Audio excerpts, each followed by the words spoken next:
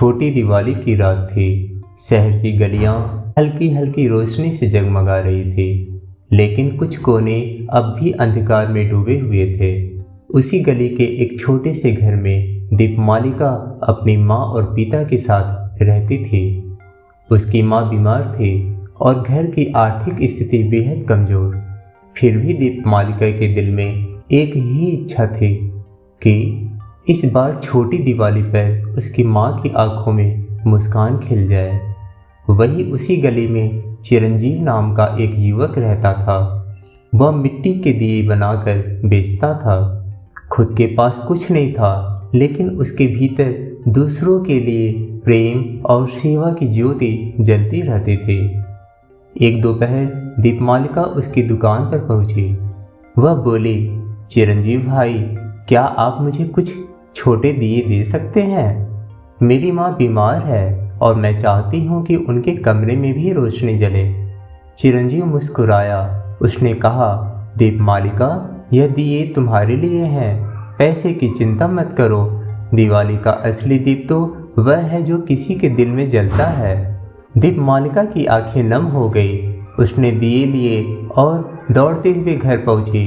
माँ के कमरे में जब दियों की माला जली तो उनकी आंखों से आंसू झरने लगे।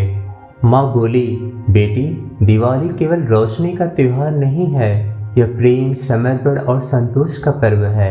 रात ढल रही थी। अचानक हवा और हल्की बारिश शुरू हो गई। गली के सारे दिए बुझने लगे, लेकिन तभी चिरंजीव अपनी टोकरी लेकर बाहर आया। वह हर घर के सामने जाकर दियों को दोबारा जलाने लगा। दीपमालिका भी बाहर आई और बोली, मैं भी मदद करती हूँ। दोनों ने मिलकर बारिश और हवा के बीच हर घर में उजाला फैलाया। गली के लोग दरवाजों से झांक रहे थे। किसी ने कहा, इतनी छोटी दिवाली में भी यह दोनों प्रेम और समर्पण के दीप जला रहे हैं। तभी एक छोटा बच्चा अर्जुन, जिसके घर में कोई दिया नहीं था, दौड़ कर आया और बोला, भाई, क्या मुझे भी एक दिया मिलेगा? चिरंजीव ने मुस्कुरा कर कहा, यह लो बेटा, यह दिया तुम्हारे लिए है। खुश रहो और जब बड़े हो जाओ तो किसी और के घर में भी रोशनी जलाना। दीपमालिका ने वह दृश्य देखा। उसके चेहरे पर शांति और आनंद का भाव था। उसने मन में सोचा, सच्ची दिवाली तो वही है जब हम किसी और के अंधकार को मिटाए। अगले दिन सुबह दीपमालिका ने देखा कि चिरंजीव का खुद का घर अंधेरा था। वह भावुक हुई। उसने अपनी छोटी सी बचत से कुछ दिए और मिठाई खरीदी और चिरंजीव के घर के दरवाजे पर रख दी। जब चिरंजीव ने वह देखा, उसकी आंखें भी नम हो गई। उसने कहा, दीपमालिका, तुमने मुझे सबसे बड़ा उपहार दिया है, सच्चाई, प्रेम और विश्वास का। गली के सारे लोग एक साथ इकट्ठा हुए। सबने अपने अपने घर के दिए जलाए। चारों ओर रोशनी थी, खुशियाँ थी और मन में एक अजीब सी संतुष्टि थी।